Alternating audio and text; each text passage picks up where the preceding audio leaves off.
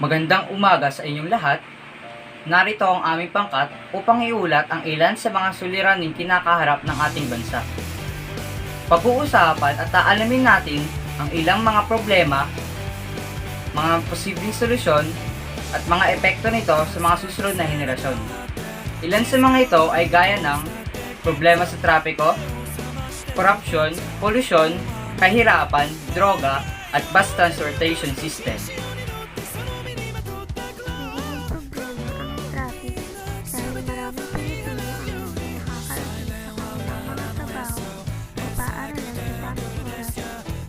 Paagahan nila sa paghahanap ng mga sasakyan. Naiipit naman sila sa traffic. May mga produkto din na hindi na nag-deliver sa tamang oras. Maraming nagtapos mula sa lalawigan ay sa kalaunan ay darating sa Manila. Kung kaya't dumarami ang populasyon ng Maynila, ang sobrang populasyon sa Metro Manila ay nangangahulugan ng higit na pag-commute at umantong iyon na mas masahol na trapiko. Kaya't ang mga lalawigan ay dapat panlarin upang maiwasan ang pagtuloy na lumalagong populasyon. Ang isa pang solusyon ay dapat panlarin ang mass transportation. Mas mainam na ang mga tao ay gumamit ng mga train nang mas madalas at gumamit ng pampublikong transportasyon. Kailangan din ng mga tao ang disiplina at sumunod sa batas trapiko at ang hindi pagharang at bagbarang sa mga lansangan. Sa aking palagay, kung magkakaroon ng disiplina ang tao, ay magiging maluwag ang mga kalsada at bibilis ang transportasyon. Sa madaling sabi, masaangat pa ang ekonomiya natin sa hinaharap kung susunod at magiging disiplinado tayo at mga tao sa susunod na henerasyon. Ang gusto ko lang naman sa buhay ay mawala ang korupsyon. Tulad ng maling ginagawa ng PNP at lahat ng kanilang kasakiman. Nakakaunting polis, hindi ko naman sinilalahat ko.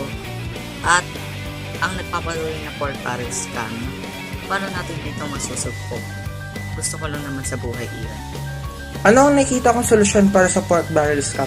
Ang nakikita kong solusyon dito ay ang paghanap ng malaki at o madami na ebidensya laban sa inaakusahan. At kapag sila ay napatunayan na may sala, hindi na sila pwede tumakbo sa susunod na eleksyon at hindi na sila pwede mag-bail sa bilangguan. Ano naman ang aking mga nakikitang solusyon para sa maling ginagawa ng PNP? Kapag sila ay napatunayan na mali ang kanilang ginagawa, dapat sila ay parusahan kahit ano man ang ranggo nila at patas-patas dapat ang parusa. Mga binigyan na sila ito, ibibigay ko naman ang mga posibleng resulta nito. Pork barrel scam. Sinabi dito na ang solusyon dito ay bigyan tayo ng sapat na ebidensya na ginagamit nila ito sa tama. Posibleng resulta nito ay mababawasan ang pagbibintang sa kanila. At kung bibigyan talaga nila tayo ng sapat na ebidensya nito ay maaaring mabawasan ang pagbibintang sa kanila. At kung sasabihin talaga nila sa atin na hindi na ginagamit nila ito sa tama at pagbigay ng pruweba ay hindi sila masabihan at maaaring din malit ang tiwala ng taong bayan sa ating mga pulis. Sinabing tatanggalin ang mga pulis na may mga maling ginagawa. Tama iyon dahil kung hindi sila tatanggalin ay maaaring mas marami pa silang magawa ng mali at maapi. Ang pollution ay may tatlong uri. Ito ay land pollution, air pollution, and water pollution. Sa land pollution ay ito yung mga basura na nakatapon-tapon ng kung saan-saan. Tapos ibabara ang mga drainage system natin. Ito ay nagkakos ng flood, mahihirapan iwasan ng mga baha. Tapos ang air pollution naman, ito yung sa hangin, nadudumihan. Ito ay posibleng makakos ng climate change na ito yung sa klima na bigla ay may paninibago sa klima, unexpected change. And then, may expect sa climate change ay extreme heat, tapos migration ng mga ibang hayop. Sa tubig naman, ito yung mga dumi sa tubig na pwedeng makalason ng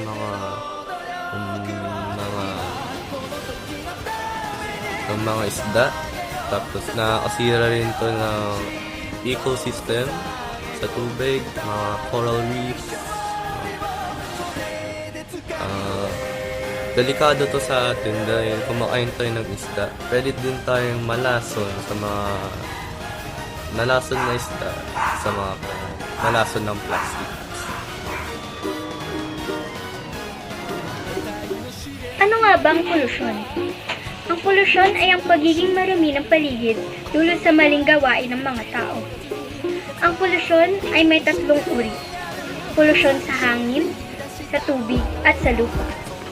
Paano nga ba natin may iwasan ng polusyon? Heto ang mga halimbawa upang maiwasan ng polusyon. Una, iwasan ang pagtatapon ng basura kung saan-saan. At kung maaari, ay ihiwalay ang basurang nabubulok sa hindi nabubulok. Pangalawa, pagtatanim ng puno dahil nagbibigay ito sa atin ng sariwang hangin. Pangatlo, iwasan ang pagsusunog ng plastik at goma na nagdudulot ng polusyon sa hangin. Pang-apat, iwasan ang pagtatapon ng mga basura sa mga karagatan o ilog. Pang-lima, iwasan ang paninigarilyo dahil nakakaapekto ito sa hangin na nilalanghap natin. Yan ang mga solusyon upang maiwasan ang polusyon. Sa ating hinaharap bukod sa polusyon, maaaring isama ng kapaligiran at kalusugan natin ang ating pag-ipagpatuloy ang masasamang gawain. Marahil, sinubukan na natin itigil ang mga gawain ito. Ngunit, masyadong malaki ang problema kaya patuloy nito sinisira ang ating kapaligiran ng kabayan. Unti-unti na rin nasisira ang mga kapaligiran natin tulad ng climate change. Nagdadala ng iba't ibang disasters tulad ng bagyo, lindol, pagtunaw ng yelo sa mga malls, pag-init ng mundo at iba. Sa madaling salita, hindi magiging magandang ginagawa ating mundo dapat sa polusyon. Ang kahirapan ay isa sa mga problema na kinakaharap ng mga Pilipino. Ito ay isa rin sa problema na hindi matapos-tapos at hindi binibigyan ng solusyon. Mahigit, kumulang 48% o 11.1 milyon ang bilang ng mga pamilyang Pilipino na nagsasabi at itinuturing ang kanilang sarili bilang mahirap. Isa sa sanhi ng kahirapan ay ang pagkakaroon ng mababang antas ng edukasyon. Marami ang nagsasabi na ang edukasyon ng ating puhunan para sa ating kinabukasan. Ngunit, marami rin ang hindi nakakapag-aral dahil nagkakaroon ng kakulangan sa pera na ipambayad sa paaralan. Napapasukan pati na rin ang pambili ng kagamitan na kinakailangan ng isang mag-aaral. Magandang araw sa inyong lahat. Andito ako upang itulang ang pwedeng solusyon sa kinakaharap nating problema ngayon. Sabi nga ni Angel, ang kinakaharap ng mga Pilipino ngayon na problema ay ang mababang antas sa edukasyon. Sa tingin ko, ang pwedeng maging solusyon dito ay ang child labor o sa pilit ang pagkakaroon ng mga kabataan na hindi nila dapat gawin. Pero dahil nasa kakulangan ng panggastos, lalo na sa edukasyon, kailangan nilang maghanap ng mga part-time job upang makakuha ng panggastos, lalo na para sa panggastos sa edukasyon. Dahil sa solusyon na ito, ang epekto nito sa future ay makakatulong ang mga bata sa pagkilan ng ekonomiya ng Pilipinas na bumabagsak dahil sa virus. Pwede rin sila makatulong sa pang-araw-araw na bayarin ng kanilang tahanan. Yan lamang po at salamat sa pakikinig. Suliranin sa droga. Una, maraming tao ang humihina ang kalusugan dahil gumagamit sila ng droga.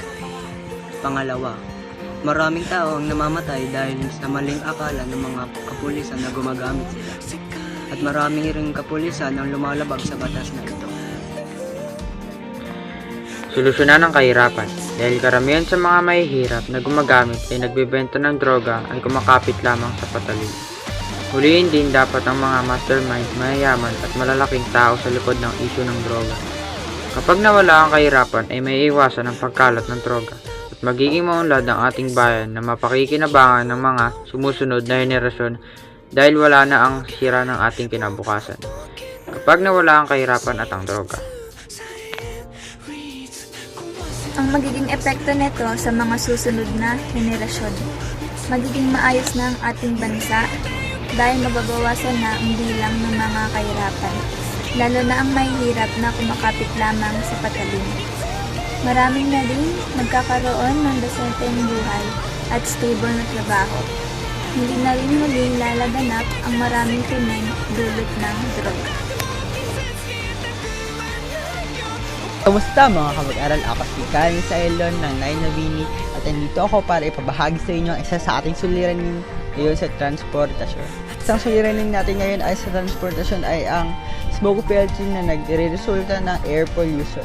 Saan nga ba galing ang smoke belching? Ang smoke belching ay nagmula sa kotse o sasakyan na hindi na maintenance ko, kaya ito ay napabayaan na, kaya ang mga usok na binubuga na ito ay maitim at lubhang maduming mga usok na. Hola, ako si Joanna Nagkagurangan at ako ngayon ay nandito para sabihin sa inyo ang maaaring maging solusyon sa smoke belching.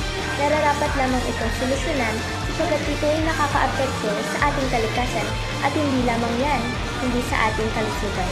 Sino bang may gustong mausukan, di ba? Pero bago tayo mapunta dyan, halina't alamin ang solusyon.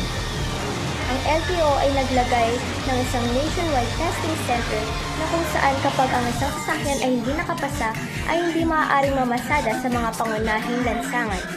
At ang isa pa, ay mas dapat paghihitan ng mga LTO o mga sasakyan, lalo na sa mga naglalabas na maduming usok. Yun lamang at maraming salamat sa pakikinig. Bye!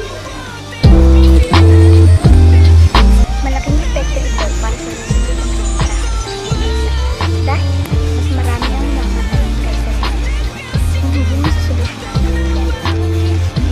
Kung ngayon ay binibigyan natin ng fresh water, sa susunod na henerasyon, ay yun naman ay ang dahil masyado nang madumi ang kanyang mga sa ibang bansa, mayroon lang katulad ng bansa. Magandang epekto ang matutulog kapag ito ang solusyonan ng maayos. At ngunit, kung ang solusyon ay hindi nakakalangan, posible ang naging solusyon ngayon ang magiging solusyon sa hinaharap. Kalabasan nito sa hinaharap. Dahil kung ano ang iyong itatanim, siyang aanin. Lahat ng gagawin natin ay para sa ating kapwang Pilipino sa hinaharap.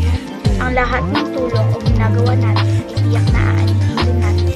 Mabuti man ito o masama. Maraming salamat sa inyong pakikinig. Naway marami kayo natutunan sa aming pag-uulat ngayon.